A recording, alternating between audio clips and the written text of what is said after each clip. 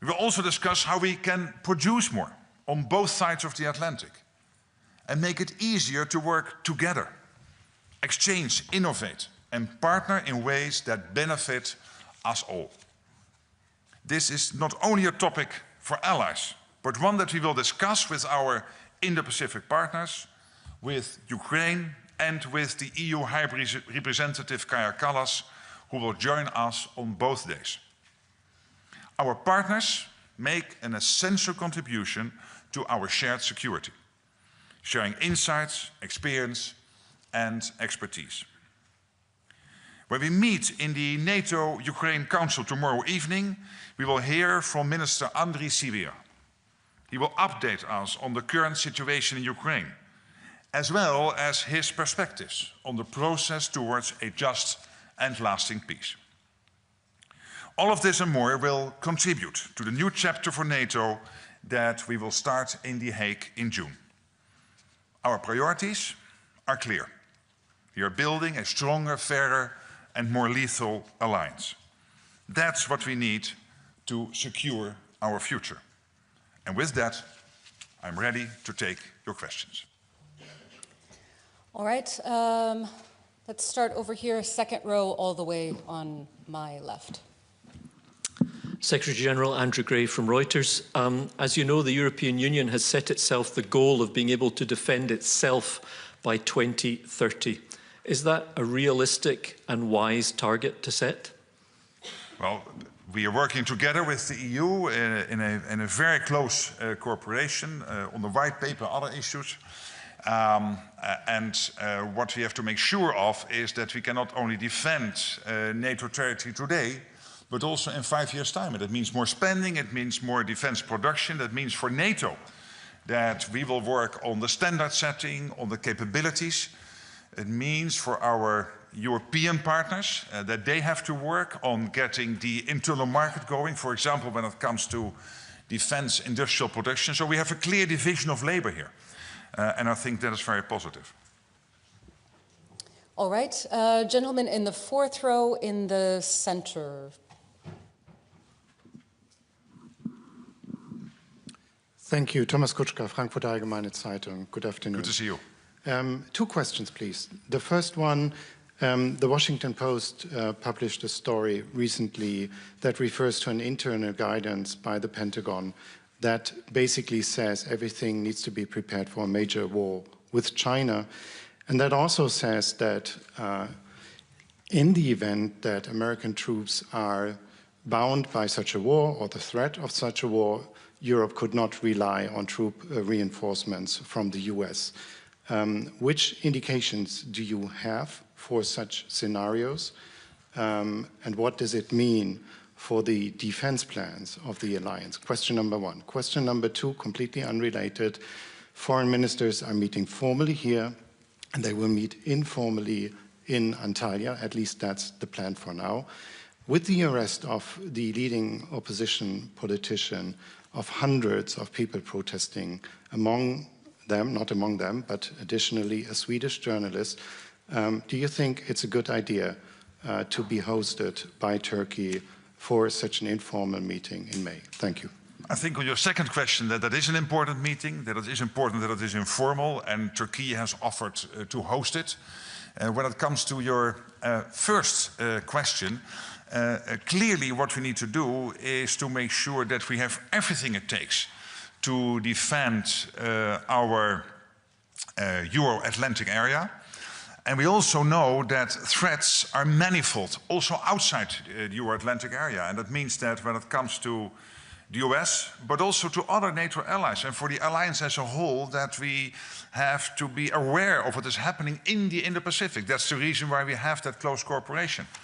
And that will also mean that it is understandable also for the US that over time they want to focus more and more also on that part of the world. And it is only logical for the Europeans to step up even more. There are no plans to withdraw or whatever. We know that the US is completely committed to NATO. But I think it is in all our interest that we are able to keep this whole planet stable, for NATO to focus, of course, very much on our Euro-Atlantic area. But as I said, together with the US at 32, to be very much aware that the threats are not only limited to the Russians. We see the Chinese building up, we see what is happening in Iran, we see what is happening in North Korea, and that's why Japan, Korea, Australia and New Zealand will join us. All right, blonde woman with the red glasses in the center. Beautiful glasses. It's a good description. Thank you, Alison. Irina Sommer, news agency Interfax, Ukraine. Next week here in NATO HQ, the meeting of the coalition of willingness will take place. So my question is for you, Secretary General, what kind of role do you see for NATO playing in this coalition? Is it only to provide the facilities for meeting, or it can be something more? Thank you. Well, I've myself been participating in some of these meetings in London and twice in Paris. Because I'm traveling next week, the Deputy Secretary General will participate in a meeting here. And we are there to advise, but also to hint at the implications of certain plans and what that means for the defense of NATO territory. So that is important. So we are there in an advisory role and also very much explaining the implications of decisions will they be taken. All right, and then just in front of Irina, the gentleman in the blue suit.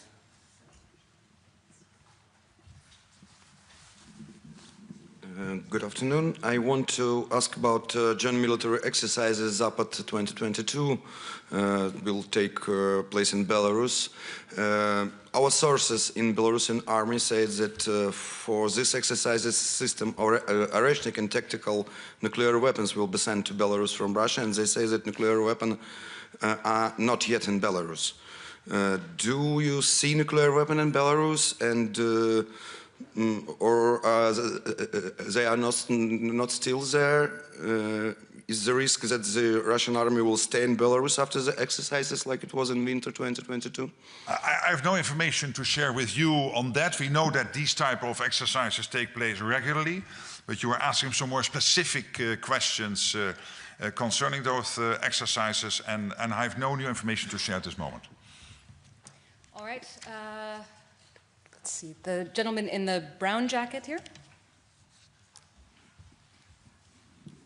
This is Mohammed al-Ittihad, United Arab Emirates. With the fresh Houthi attacks in the Red Sea and concerns with the re-emergence of ISIS in the region, how does NATO assess these emerging threats, and how does NATO work with its southern partners, to, including the UAE, to face such threats? Thank you. Now, of course, we work together in the anti-Daesh coalition, which was hosted here the last time, I think it was in December last year.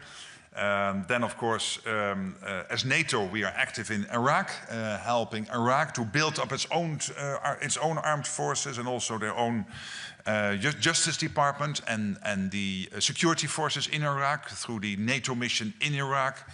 And we have a close cooperation with many of our partners in the southern neighborhood. We had a very successful meeting of the North Atlantic Council with 7 ambassadors from Algeria and Egypt and other countries and Mauritania and others only, I think it was 2 or 3 weeks ago. So we follow that closely and obviously it's outside NATO territory, but of course there is a clear interest.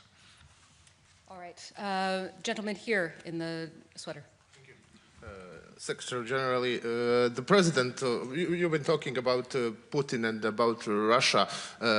Western Balkans are again in focus. I'm Kenan Ćosić from Oslobođenje, Sarajevo. The President of Republika Srpska, Milorad Dodik, recently, a few days ago, met with Russian President Vladimir Putin. Given that an arrest warrant has been issued for Dodik in Bosnia and Herzegovina with an international warrant pending Interpol's decision, how does NATO view this meeting in the context of regional stability? And second question, additionally, how do you seize Dodik's stated position that police of Republika Srpska would prevent his arrest in Bosnia and Herzegovina? Well, clearly it's up in the first place to the Bosnian Herzegovinian presidency, the 3-member presidency, to take charge of the country. As I explained to them again when I visited now 3 weeks ago, I know some of them are somewhat irritated with the role of the High Representative, Mr. Schmid, and of course other aspects of the Dayton Agreement. But in the end, if they take control of the country, the three of them, then they really rule the country. And that is my urge.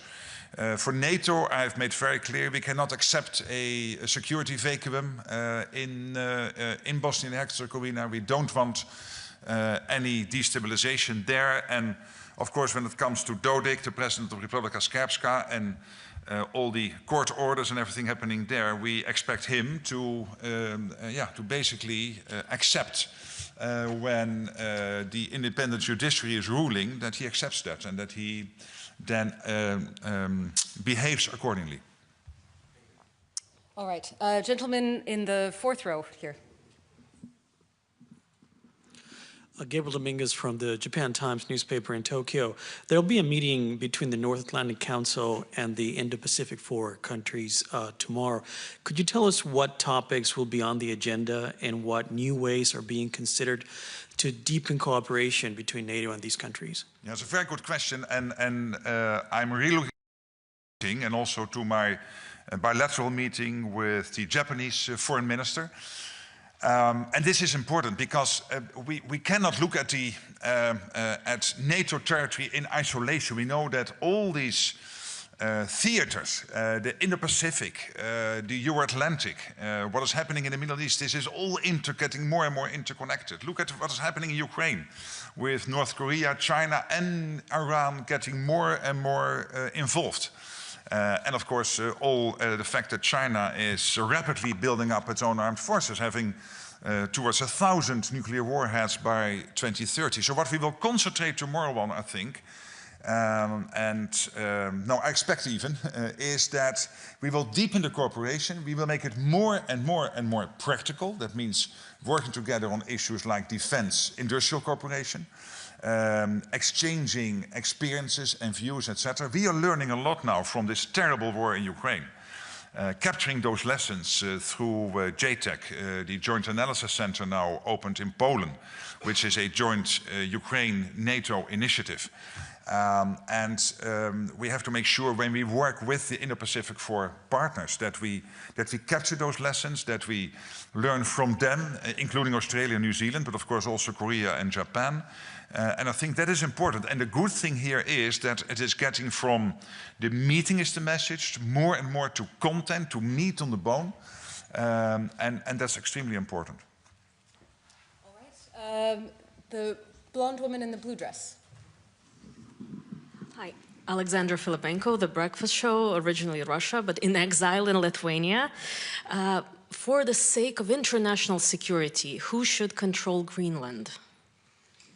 Denmark is, of course, not controlling Greenland, but it is part of Denmark, in the sense of being part of the Kingdom of Denmark, I should say. It is an independent territory, but part of the Kingdom of Denmark. But of course, your question has to do with this whole issue of how to defend the Arctic, the high north. And this is not only Denmark through Greenland. This is also Iceland, Norway, Finland, Sweden, and Canada, and the United States. 7 NATO allies, the 8th country being Russia, but the other 7 all being in NATO. And we are working more and more closely together because we know what is happening there. We know that the Chinese are making use of the sea lanes opening up. We know that the Russians are more and more arming that part of the world. We know that we have an issue, for example, a very practical issue, that we do not have enough icebreakers. It seems a detail, but it is not. It is important. And on all of this, we are working more and more closely together, NATO getting more and more involved. And I think that is very important. All right, the gentleman in the fourth row, white shirt. Thank you very much, Rickard Husu, Finnish national broadcaster YLE. My question is on defense spending. This week, the Finnish government announced that it will increase national defense spending to 3% by 29. What's your view on this decision? Do you expect similar pledges already before The Hague? Would it be beneficial? And additionally, Finland has also decided to withdraw from the treaty against landmines. What is the broader significance on this for NATO's defense, as also the Baltics and Poland has made similar decisions? Yeah. Thank you. So when it comes to the Ottawa Agreement, that obviously is for individual allies to decide on, so I should not comment. I took note of that, but I'm extremely happy, of course, with the extra spending Finland has pledged. I think even if you figure in the cost of conscription in Finland, it brings you up to 3.5% by 2029, if I'm correctly informed. So it is really a surge. And we see this all over NATO now. Look what Germany is doing, opening up $500 billion extra in defense spending. The Europeans coming up with 800 billion extra. Finland, indeed, but also the announcements by Denmark, by Sweden, by the Czech Republic, by so many others. I mean, I'm now forgetting probably one or two, so sorry for that. But also that many countries who are not yet at 2% are more and more getting to a place where they want to commit to 2%, potentially even before the summit in The Hague. All these rumors are now floating around. And I think this is really a surge. Already we have seen defense spending on aggregate since 2017 in Canada and the European part of NATO going up by 700 billion. But the last couple of months, the numbers coming in it's really staggering. It is impressive, and it is needed because we have this Russian threat, we have the Chinese build-up, we have this connection with North Korea and Iran, so we have to defend ourselves, and we can defend ourselves now. But if this surge would not have happened, and hopefully will continue to happen, we could not defend ourselves in 5 years, and that is why this is so much needed. Thanks. Terry. Back here, sorry. Yes, hi. Hi, Terry Schultz with NPR today. I was touched that you began the press conference by mentioning Bucha. And your predecessor visited Bucha and said that what happened there was basically an unspeakable crime and that those responsible should be brought to justice. Since then, the U.S., which was contributing personnel and funding to investigations into Russian war crimes, alleged Russian war crimes like in Bucha, they've withdrawn that funding and that personnel. What is your position on that? Do you also believe that those responsible for these atrocities must be brought to justice, that there must be accountability for these crimes to have a Europe that is stable in the future, that these cannot be these crimes must be accounted for, and would you like to see the U.S. continue supporting that effort? Well, obviously, those who are responsible for Bucha and for so many other crimes have to be brought to justice, yes. But when it comes to the other part of the question, our focus now has to be on making sure that we can end this war in a way that Putin will never, ever try again to capture 1 square mile or kilometer of Ukraine or of a part of NATO territory. And that a ceasefire / a peace deal in Ukraine will be lasting, will be enduring. That has to be our main focus at the moment. So I'm not going to comment on every policy decision within every ally every day. That's impossible for me. But your general question, absolutely yes, we have to bring those responsible to justice. And we have to really focus on making sure that this war ends in a way that, again, as I said, it will never happen again. All right, and just behind Terry, Max. Thanks a lot, Secretary General. Donald Trump is about to announce tariffs that will hit both foe and friend of the US. I don't want you to comment specifically on the tariffs that are coming, but are you afraid that this sort of trade war that it could spark will have an impact and undermine the alliance?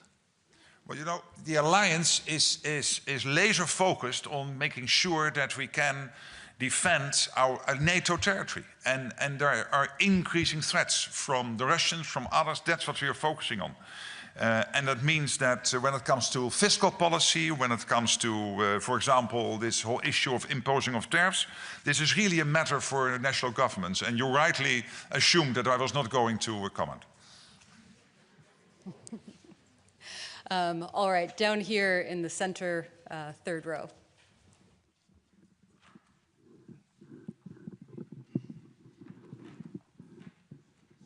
Hi. Hi. Mr. Secretary General, I wanted to ask about Moldova. So recently, 3 Russian diplomats were expelled from Chisinau after it was demonstrated the involvement of the Russian Federation embassy in the transportation of a convicted Moldovan member of the parliament to the Transnistrian region. And in reply, Russia says that serious consequences will follow. And Moldova has parliamentary elections soon, and as we all know, Moldova is also a target of cyber attacks. So can we expect an evolution of relations between Moldova and NATO in order to protect Moldova from the foreign interferences? Thank you. We have a strong cooperation with Moldova, with Chisinau, with President Sandu. She visited me in December. We know each other very well, this role, but also in my previous job in the Netherlands, we worked very well together. And obviously, wherever we can help, and we do a lot together, but whatever we can do more of, we will do so. It's not always wise for me to tell you everything, keep our enemies a bit guessing, but you can be assured there's a close cooperation. All right, and just behind her, the gentleman in the 4th row. Yes. Thank you for the floor. Dmitry Shkurko, National News Agency of Ukraine. Secretary General, Russia officially denied the US proposals for ceasefire in Ukraine, saying that it does not meet the core Russian demands. But we all remember that the core Russian demands are just withdrawal of NATO troops to the borders of 1997. Why, just curious, what kind of response could we hear from NATO side? Thank you. But listen, you will hear many crazy things coming out of Putin and out of Russia, including their demands for a peace deal and whatever. I would not take it all too seriously. Of course, we have to look into it always and have to react to it, but I mean, this is also how he tries to negotiate. And I am, as I said, I commend President Trump for breaking the deadlock, for getting the discussion going, for getting this initial 30-day ceasefire on the energy infrastructure, steps taken about on the Black Sea. Of course, we hope for more. I know that the American administration is working day and night to get it done. We are getting updates, being informed, etc. And then it is important on the European side that countries like the UK and France are thinking about the situation post a ceasefire / a peace deal. But you know, if I would comment on every media outing of Putin, particularly when it comes to what the Americans try to establish in terms of a ceasefire and a peace deal, is not helpful. But you will hear many strange things coming out of Moscow. All right, the woman just 2 away from, yes. The woman is Alexandra von Nahm with DW. Good afternoon, ma'am. Hey. Yesterday, Serbia and NATO ally Hungary signed a new defense cooperation agreement. Was the NATO alliance consulted beforehand? Do you condone it, given the situation in the region and Serbia's ties with Russia? Thank you. Well, we see in the region, of course, more of these bilateral, trilateral agreements. We have also Albania with Kosovo and Croatia, and of course we have, and then this one's coming up. I mean, this is outside. This is NATO is not party to this, so this is not concerning the alliance.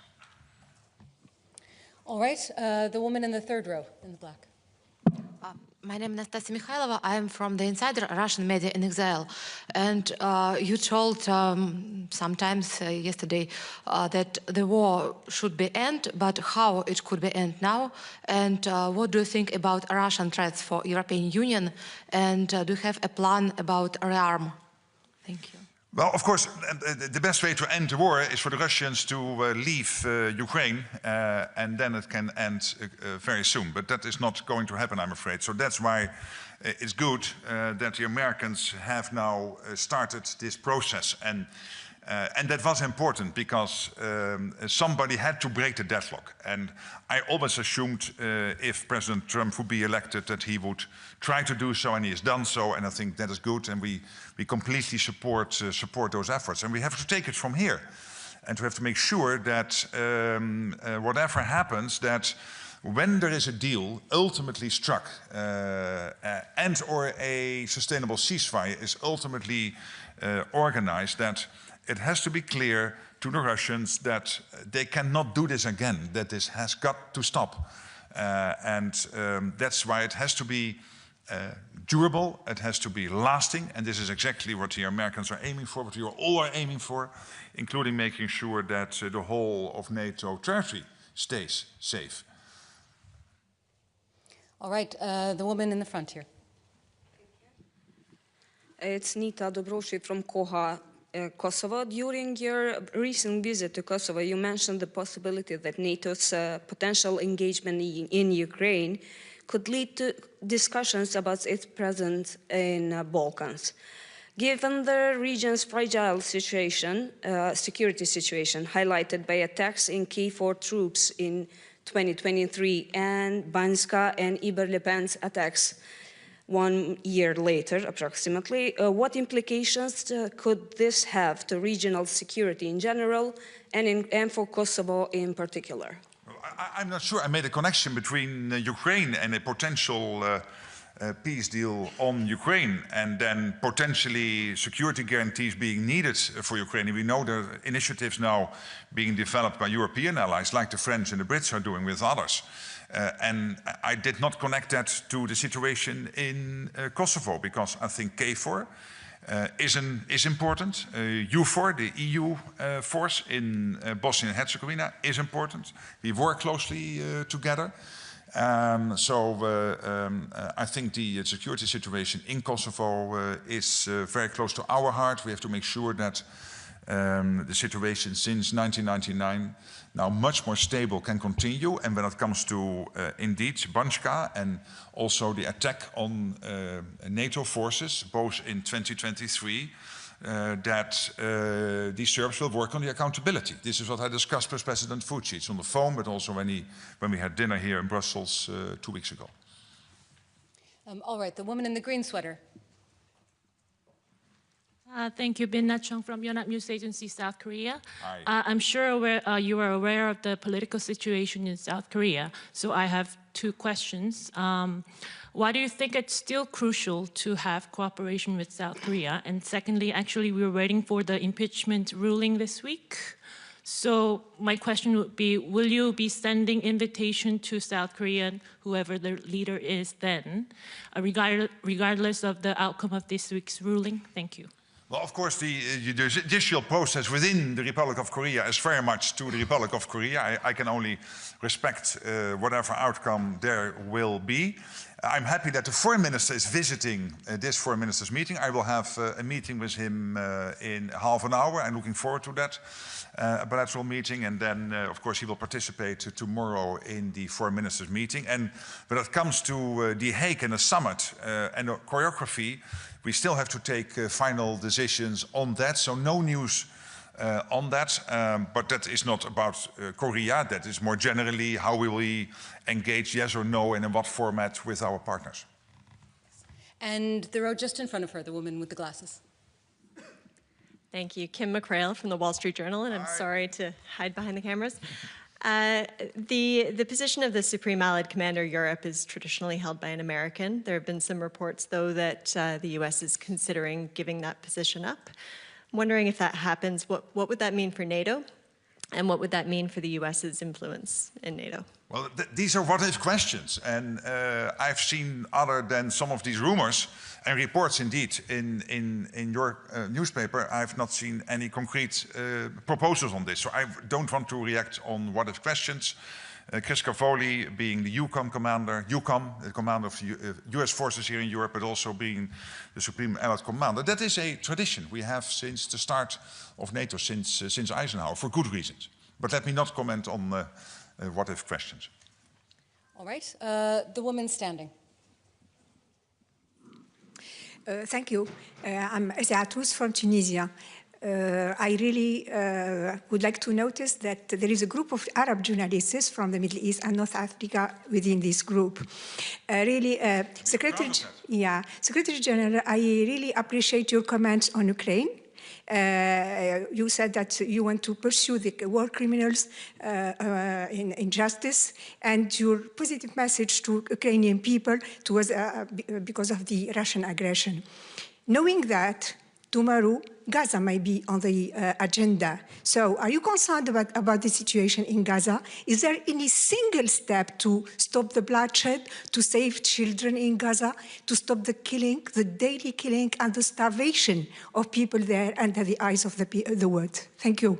Of course, we are following the situation in the Middle East, and particularly in Gaza and Lebanon. And your question is very much to Gaza. We follow that very closely. At the same time, this is a question which is really being addressed at the level of the individual allies. They are navigating the crisis, so there's no role for NATO here. When it comes to NATO and a close cooperation with the southern neighborhood, including with Tunisia and other countries, Algeria and Morocco and Mauritania and Egypt and Israel and others, this is about security cooperation. How can we help each other? How can some, like in Mauritania or and so, by the way, Jordan, a very important partner there, like we're doing in Iraq, how can NATO help to make sure that we apply our knowledge to help these countries to build up their own armed forces, their own security forces, etc. But when it comes to Gaza itself and the situation there, it's up to individual allies to navigate that situation. All right. I know that we'll have more questions than we have time to answer, but we do have a few more minutes. So let's come to the woman in blue here on the aisle. Hi, good afternoon. Isabel Schäfers, German TV, ZDF. I have a question on defense spending. We know that Donald Trump wants 5%, but only for the allies, not for the US. On this special topic, but also more general, do the European allies need to do basically everything that the US requests now in order to keep the US within NATO? Well, first of all, as I said, let's celebrate the fact that we have added in aggregate by now 700 billion since 2017, and that the last couple of months, including your country, I mean, you guys are leading the way, the Germans, the $500 billion extra in defense spending is staggering. What we will have to do in the run-up to The Hague is to assess, and this is a process we have in place in NATO, the defense planning process. We have to assess exactly what are the targets we need to achieve. Based on those targets, which gaps do we have? We have already identified a few. For example, the fact that we need more long-range capabilities, that we need more air defenses, that when it comes to our land forces, our armies, we need to invest more there. Including in the way they are outfitted, etc. So on all these issues, and logistics, and command and control, etc. So there will, when you look at the aggregate number, and it is not finalized yet, we will finalize that whole process early June with the defense ministers, you can assume that, as I said before, that you will have to spend considerably north of 3%, to reach these targets, to close the gaps, to make sure that we can keep ourselves safe in this part of Europe. And that is driving us at the moment. But whilst we are working on those targets, we see these staggering amounts of money coming in. And that is important. That means that Europeans are stepping up. And that's crucial because of the threats from Russia and the increasing threats from China, but also Iran and North Korea. All right, staying in the same row, the woman in green. Hi, I'm here. Sorry, yeah. Hi, goedemiddag. Lisa Hesselund from Danish TV2. I would like to return to the question regarding Greenland. Yes. I hear your point on the necessity to have a larger presence in the Arctic, but we have a situation where one NATO ally is threatening another NATO ally with taking control of its territory. So my question is, why won't you go into that discussion? Why is that? And also, isn't there a credibility problem here when we have this situation, we have these threats, and you won't distance yourself as Secretary General to these threats? Normally, we also hear similar things coming out of Russia, but why don't you want to go into this specific debate? Thank you. Because what I want to do is to have us focus on the issue at hand. And the issue at hand here is the defense of the Arctic, and that is much broader than Greenland. Of course, Greenland is part of the Arctic. But as I said, Denmark, through Greenland, is one of the 7 countries, the US itself, Canada, Iceland, Norway, Finland, Sweden. They are all part of the High North, and we have some serious issues to address. With the Chinese using the sea lanes, with the Russians rearming the region. And I want us to concentrate on that issue and be very much focused on this, because there is a real issue there, which goes really beyond Greenland, it's only Greenland. Of course, Greenland being important, but it is in conjunction with the other 6. All right, I think we've got time perhaps for one more. The gentleman here in the front. 2 more. Yes. Darko Čačić, BETA News Agency from Serbia. Secretary General, you said that NATO is not part of bilateral agreements in the Balkans, but can you tell how does NATO view the recent agreement between Croatia, Albania and Kosovo, which has sparked strong reactions from Serbia, particularly President Vučić President Vučić's claim that it means opening an arms race in the Balkans. Given that Croatia and Albania are NATO member states, what implications does that agreement have on regional security and stability? Well, of course, the stability and the situation in the Western Balkans is very much a concern. That is why NATO is present in both Kosovo and also in Bosnia and Herzegovina. And of course, we have 5 allies, Montenegro, North Macedonia, Albania, Croatia and Slovenia on the Western Balkans. And we are working very closely together. But please understand that for me as Secretary General, I should refrain a little bit from commenting on every development in every part of the world, including on the Western Balkans. This is really for individual allies to decide. There are many more of these bilateral and trilateral agreements between allies. I know that, for example, the Netherlands and Belgium are working together on many issues. And of course, that is different from what you are addressing here. I know, and you are addressing an important subject, but still, I think I should not comment myself. All right, you said one final question? All right, one final question. Gentleman in the blue here. Mr. Glasses. No. Thank you. No, and then the guy was, no. Okay. Thank you. You're the boss. Thank you. Barzansan, reporter from Kurdistan 24. The mission of a global coalition force in Iraq to end by 2026, next year. You are, as a NATO, are you going to end as well, or you are going to stay, like the training forces? And the second question, back to February, during the mission conference in Germany, you have had the meeting with the president of the Iraqi Kurdistan region. Could you tell us something about that meeting? Thank you. Yeah, that was a very positive meeting. We know each other very well in my previous role, and it is important, I think, to continue that conversation. So I was very happy to have that opportunity in Munich. Of course, I cannot disclose what we discussed in detail, but it was a very cordial meeting, re-establishing our relationship. And when it comes to Iraq, of course, we are there at the invitation of the Iraqi government, helping Iraq to develop its armed forces and develop its security forces.